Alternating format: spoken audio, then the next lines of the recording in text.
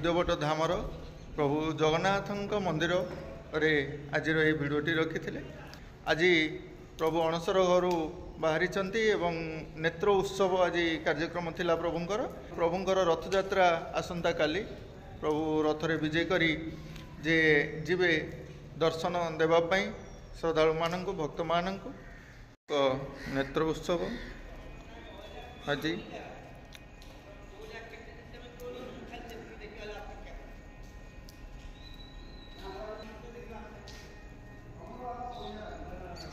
सन्यासी धर्म विषय में आलोचना रखी थे कि बर्तमान टे जानवाक चाहूँ गृहस्थ जीवन में थी जड़े कौन साधु हो पार आज्ञा साधु होगापी कौन सब करने को पड़े से विषय टे कह किसी निष्ठा नीति नियम आदर्श आपको सर्वप्रथम ग्रहण करने को पड़ो। एक दुई कथा हूँ गृहस्थ जीवन जहाँ कहले गृहस्थ जीवन यापन करुले मो जगन्नाथ महाप्रभु जे कि श्रद्धार भौणी की पाखे रखी पूजस्पद बड़ भाई बड़िया पाखे रखी गृहर लक्ष्मी की पाखे रखी घर को से गोटे मंदिर सदृश तैयारी करते से मंदिर परिचालित करने पंडा पढ़ियारी विभिन्न प्रकार माली बा झाड़ुदार जो विभिन्न प्रकार लोक निजुक्ति कराइला केवल से मंदिर कर्म निजुक्ति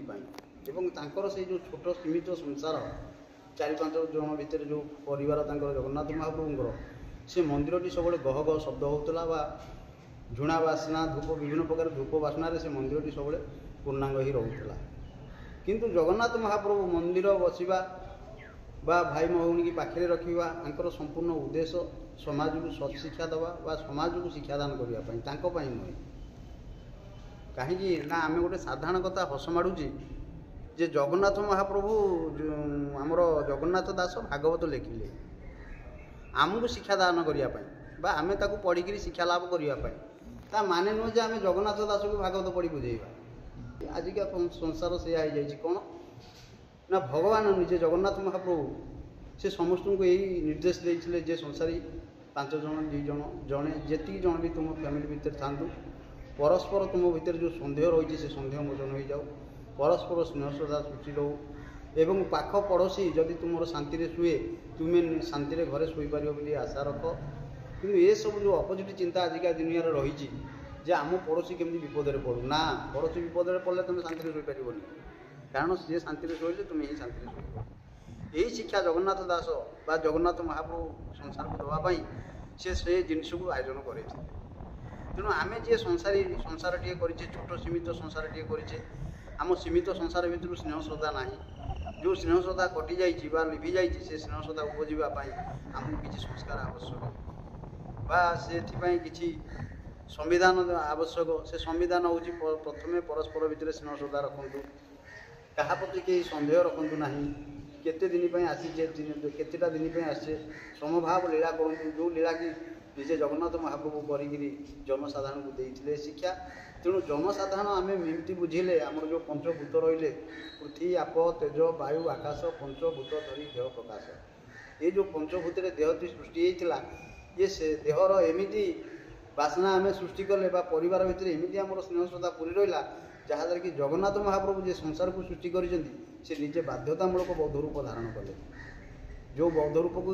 साधारण घर मानक बुढ़ा जड़े रही से किसी कर कर्तव्य नथिले भी सब कथार हस्तक्षेप करा जाए तेणु जगन्नाथ महाप्रभु एडे बड़ संसार बोयाई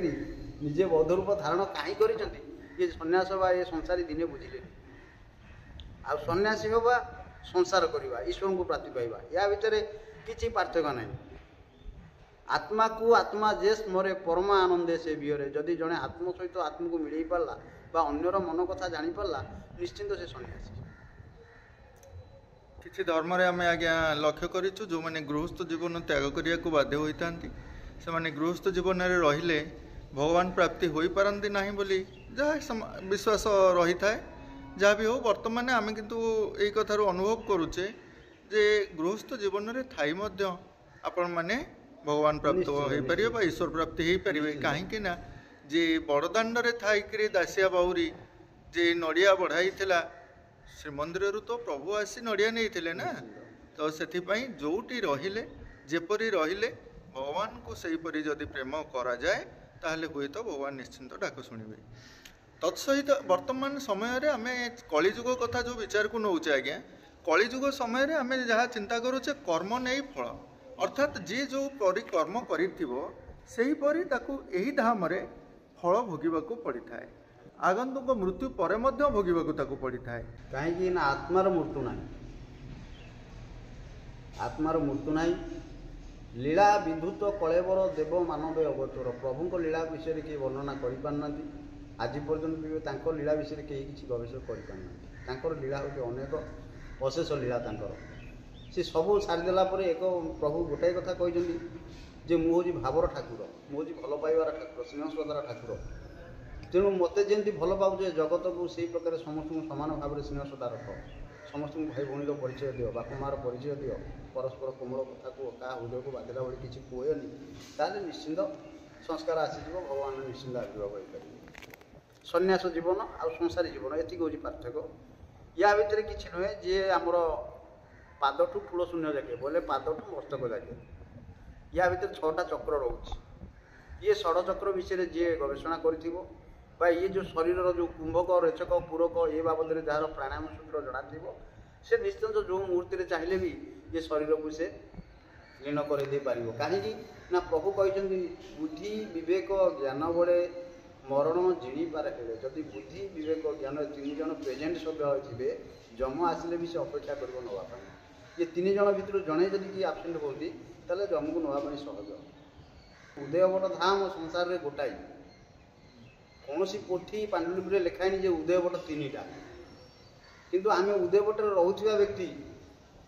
बाहर लोक आसे मुझे पचारते बाबा सेटा कौन तल मठ यहाँ कौन उपर मठ सी जगन्नाथ कौन अच्छा सेपट मठे ना समस्ते क्षेत्र भितर अच्छा समस्ते गोटाए बापार सन्तान किंतु आम भितर परस्पर चिन्हा चिन्ह नथिबारु आमर बिलेई स्वभाव होइथिबारु आमे मझिरे बाड़ पकई देइछे जोटा कि महापुरुष तांको धर्म कलकी आम धर्म जगदानाथ तांको धर्म ना सर्वधर्मर साधुगण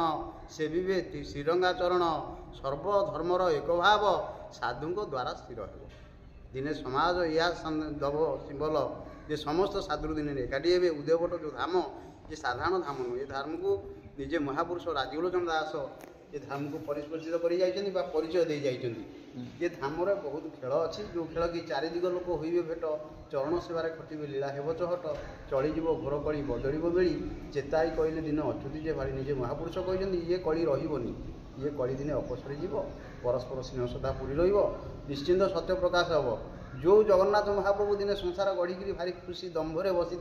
जे मुझे एडे बड़ संसार देती तेणु ये संसारी आम एमती कर्म कले लाज सहित से बुद्ध रूप धारण कले ना से बुद्ध दिने यौवन हे से समय आसूची खूब निकट दुनिया रे आपण भल मनीषटीए होइकी बंचिबाकू जदि चाहूचंती सेठियारे मध्य आपणकर शत्रु पलटि जाती भल मनीष को भल भाव आमर साधारणतः जगह किणिले भूमि पूजा करा जाए गोटे छोट उदाहरण दूसरी तेणु जगह किणिले भूमि पूजा करा जाए ये जो उदयवट धाम ये जो क्षेत्र ये प्रभु निजे ताकू सृष्टि करैछंती निजे पंच महापुरुष जी अच्युत अनंत दशवंत बलराम जगन्नाथ दास पंच महापुरुष जो ओडिशा महंत अच्छा सी जगह को निष्पत्ति कर लीलाभूमि भी आपको कई व्यक्ति विशेष करना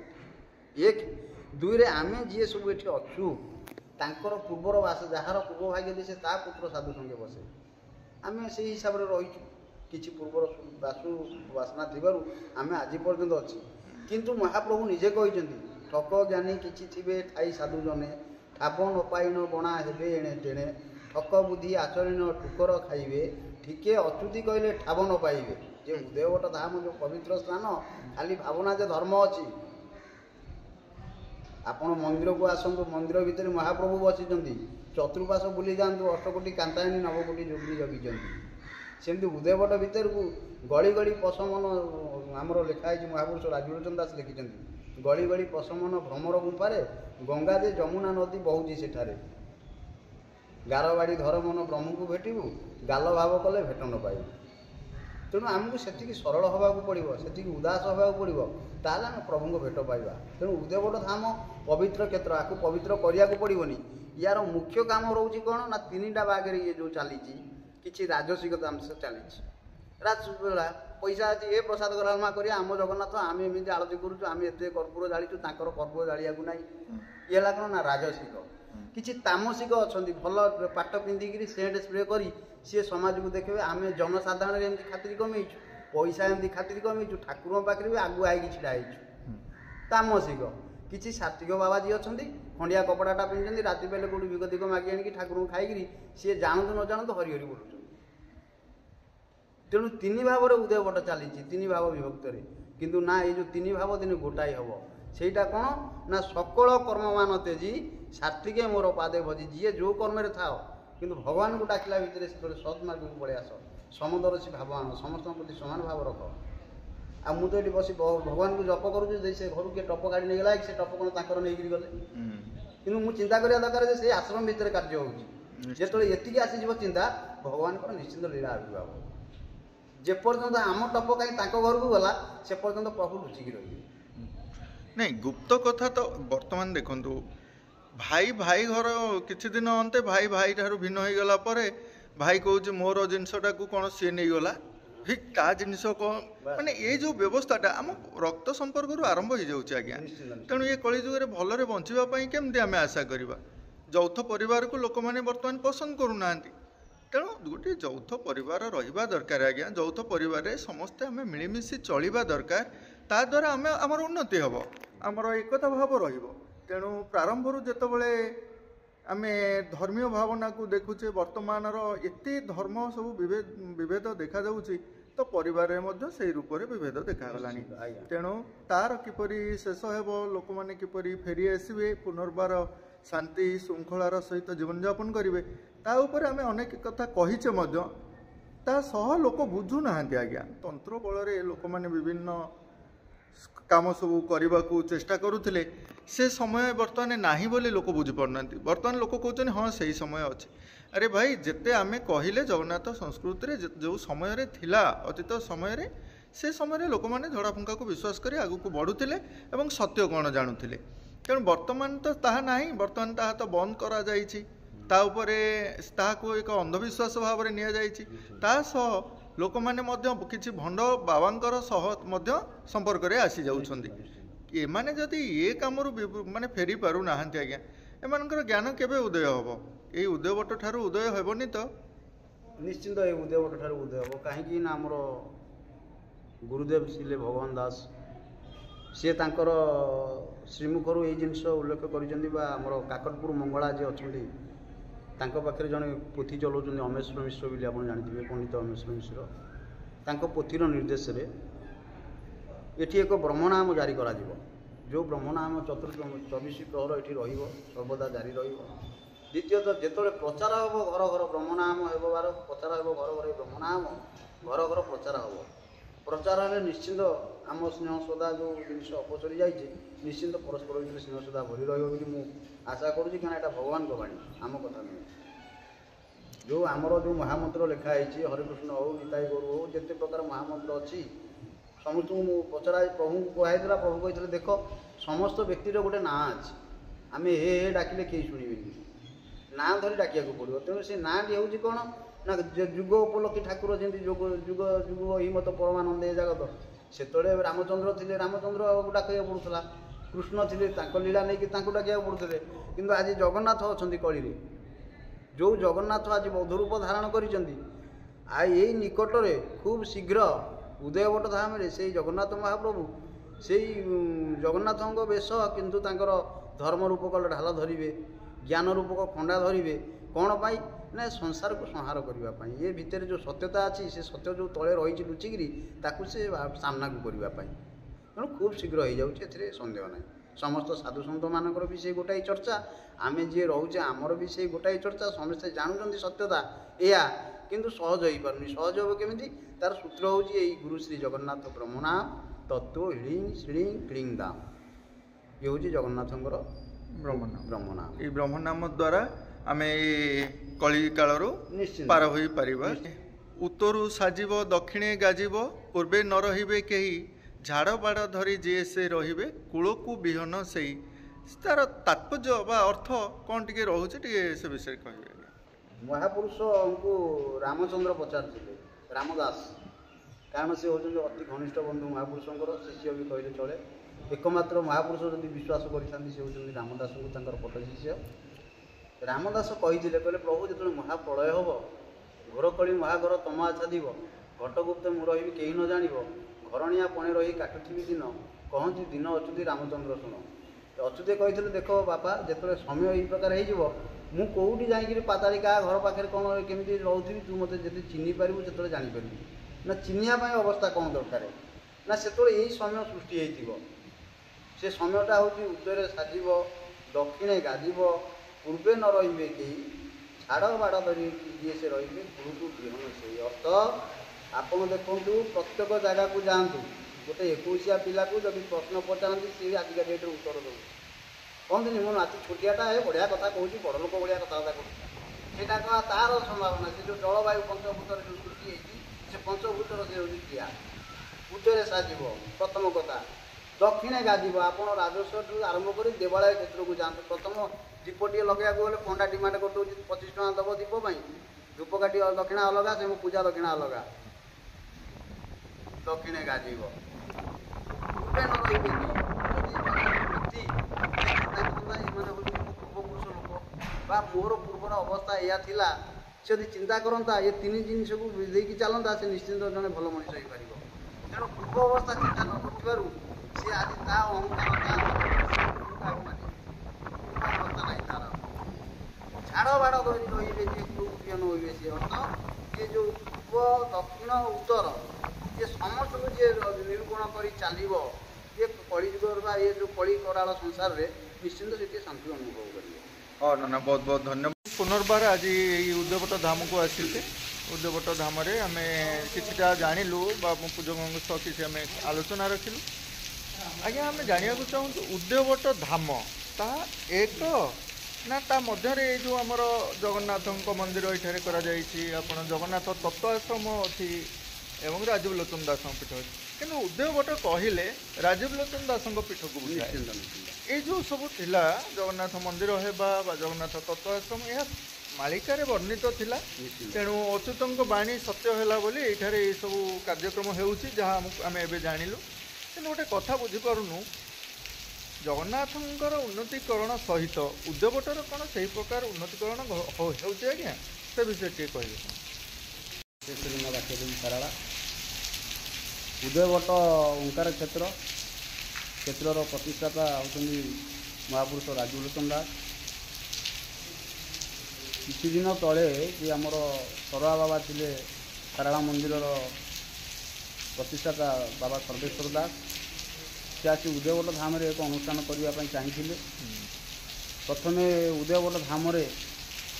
ଛୋଟ ସୀମିତ କମିଟି ଥିଲେ ବି ତାଙ୍କର ପରାମର୍ଶ ମାଗିଥିଲେ ଯେ ଆମେ ଏଠି ଗୋଟେ ଅନୁଷ୍ଠାନ କରିବୁ ବୋଲି ଆମକୁ ସ୍ୱୀକୃତି ଦିଆଯାଉ। କିନ୍ତୁ ପରାମର୍ଶ ସେତେବେଳେ ଆମର ଯେ ଉଦୟବଟ କମିଟିରେ ଯେଉଁ ବ୍ୟକ୍ତିମାନେ ଥିଲେ, ସେମାନେ ଶ୍ରଦ୍ଧାର ସହିତ କହିଥିଲେ, ନାହିଁ ଏ ତ ଧର୍ମ ଅନୁଷ୍ଠାନ, ଆଉ ଜଗନ୍ନାଥ ମହାପ୍ରଭୁଙ୍କ ଅନୁଷ୍ଠାନ ହେବ, ଆମେ ପରାମର୍ଶ ଦେବାକୁ କିଏ? ନିଶ୍ଚିନ୍ତ ପ୍ରଭୁ ଆପଣଙ୍କୁ ପଠାଇଛନ୍ତି। ତେଣୁ ଭାରି ଖୁସି ମନରେ ସେ ପରାମର୍ଶ ଦେଇଥିଲେ। ସେହିଦିନକୁ ସରଳା ବାବା ତାଙ୍କ କାର୍ଯ୍ୟରେ ସେ ଲିପ୍ତ ରହି କାର୍ଯ୍ୟ ଆରମ୍ଭ କରିଥିଲେ। କାର୍ଯ୍ୟ ଯାହା ଅତି ସୁରକ୍ଷିତ ଭାବରେ କାର୍ଯ୍ୟ ଚାଲିଛି, ଠିକ୍ ସବୁ ପର୍ବପର୍ବାଣୀ ଭଲ ମନ୍ଦ ସବୁ ଠିକ୍ ରହୁଛି। କିନ୍ତୁ ଆମେ ପିଠରେ ରହୁଥିବା ବ୍ୟକ୍ତି, ଆମ ନାଁ ଭାବସାଗର ଦାସ, ଅତି କମରେ 40-42 ବର୍ଷ ହେଲା ଜାଗାର ଅନୁଭୂତି ବା କହିପାରିବୁ। ଆମେ ରହିବା ଦିନକୁ ଦେଖିନୁ ଯେ କୌଣସି ପର୍ବପର୍ବାଣୀ ହେଲେ ବି ମୋ ବାପା ଯଦି ଖଣ୍ଡେ ନୂଆ ବସ୍ତ୍ର ପିନ୍ଧେ ମୋତେ ଭାରି ଖୁସି ଲାଗିବ, କାହିଁକିନା ମୋ ଘରେ ମୋ ବାପା ପିନ୍ଧିବେ।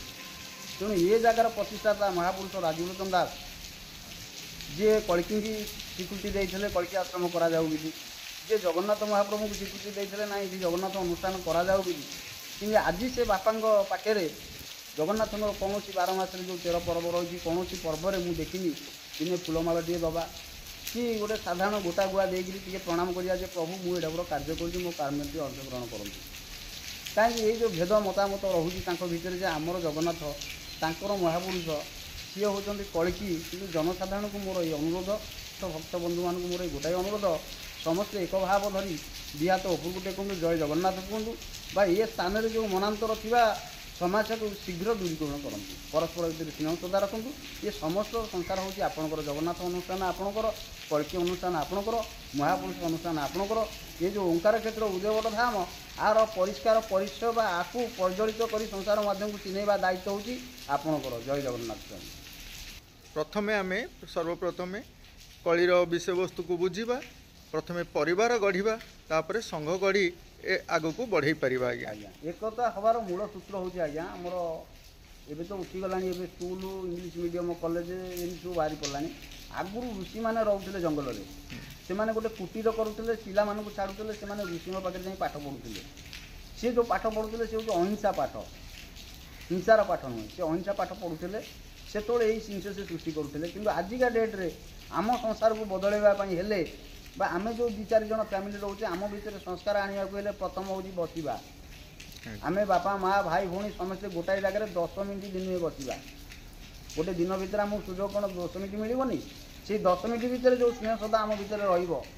से 10 मिनिट भीतर जति प्रभु कथा आसीबो निश्चिंत संसार को मंगल हम आज्ञा बहुत बहुत धन्यवाद उद्यवट धाम कल्की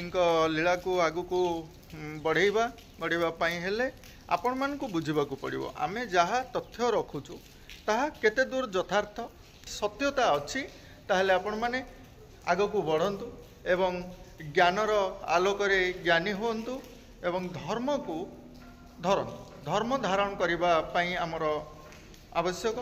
कथा नना रखी जे संविधान कथा जे संविधान विषय वस्तु को केबे मनुष्य बुझे बुझिले तो आगु को आसबे तो आगु को आसवाई हेले सर्वप्रथमे ए समय संविधान किसी विशेषत्व नना रखिंट तो संविधान जानिले कलिर अंत घटो बोली किसी वार्ता आम नना पाखु नहीं तथापि आउ कि पचारि बुझा भितर गोटे आलोचना रही जाता आप संविधान कथा टी कहीदे तेणु संविधान पढ़ा द्वारा कौन कलिर शेष हम ना कौन टा तथ्य रखुले संविधान उपर किसी कह संविधान नुहे जोटा आम रही नीति नियम आम एतिक समय नीति अनुसार निश्चिंत 10 मिनिट परिवार भितर बसिबा से 10 मिनिट भितर आम परिवार विषय आम गवेषणा करवा आम केमती सुखरे रहा केमती आगू शांति बंची पार आ भितर किसी ईश्वर को लीला विषय अनुभव करवा ये सब जिनस को सबुदिन जो नीति नियम रही जारी रही कौन हम ना परिवार निश्चिंत उन्नति घटो संसार जो रही अलिया आवर्जना चिंताधारा आम भितर अच्छी ये अपसरी जीव अच्छा अच्छा आपण संविधान को से अर्थ ने किंतु 1950 मसीह आज्ञा आम देश आम संविधान द्वारा चली एक कथा आप जानती तो निश्चिंत तेणु बर्तमान संविधान कार्यक्रम कौन सब घटुचे आज्ञा ता तो कहीं आम नजर को आसीनी आपण किसी आमर प्रभु कही ज्ञानी अज्ञानी होइबे अज्ञानी मध्यभाषी जीवे ज्ञानी नफाई संधान अपते करिवे गमन अर्थ कलिर जो प्रभाव आसीज से तो माया ढाकुणी सत्यटा सब घोड़े रखिब जड़े सत्य कथा कहवाक चाहूले भी से कही पार ना मन भर भय आसूँ मुझे सत्य कहि काले मो ऊपर कौन आसीज कि ना संविधान बास बास मिलला पर भी आम मन भर भय अच्छी आम से खोल खोली हो पारने आम छाती हाथ बाड़ी कहे आम नागरिक हो जाइए आमको सब प्रकार मिल जाइए भी आम प्रति आम अविश्वासी अच्छी अतीतर चलनी बास बास बास तेणु यही जो जिनस को अपसरवा शरीर भितर अपसरवार एकमात्र सूत्र हूँ नाम जो नाम आमर जमी 46,000 नाम जप हो शरीर भितर जीवा आसा करुँची सेमती संसार को परिवर्तित आम शरीर को संस्कार बा निराकरण करने ब्रह्म नाम हूँ निश्चिंत जमी आम आसन टे बसिले ओंग आसन स्तुति मंत्र सह मेरु पृष्ठ ऋषि या कौन निहती कहना पड़ो ना से रही तार परंपरा वेद रही ये वेद ये पढ़ले आसन शुद्धि हम सेमती से मध्यम तेणु आम एतक नियम निष्ठा जारी रखापी चाहिए जमी प्रथम स्कूल टे खोला आए दयामया विश्व विहारी पाने पढ़ुं कहीं ना से चिप्रे लोड हो जाए सकाଳେ या करने पड़ो सेमती एपर्यंत कई जड़े बसी ना आमर 2टा प्रश्न गोटे हूँ देवकी गोटे हूँ वसुदेव मु प्रश्न आपको करुँच देवे कि आप मत उत्तर दें बस देव तेणु बसिले मिलवाटा समस्ते जानते सत्य बसिले मिल कि आज पर्यंत कई ब्रकर्तुनी गणेश जहाँ गणेश महाप्रभु कौच जार अग्रभागे पूजा तांकर बासस्थान हूँ वक्रतुंडी गणेश गृह चक्र तेणु प्रथम गृह चक्र को स्थिर कर समझे प्रथम बसवा शिख परस्पर स्नेह श्रद्धा रखिब केमती ना गोटे जगह बसिले न बसिले परस्पर स्नेह सृष्टि हेनी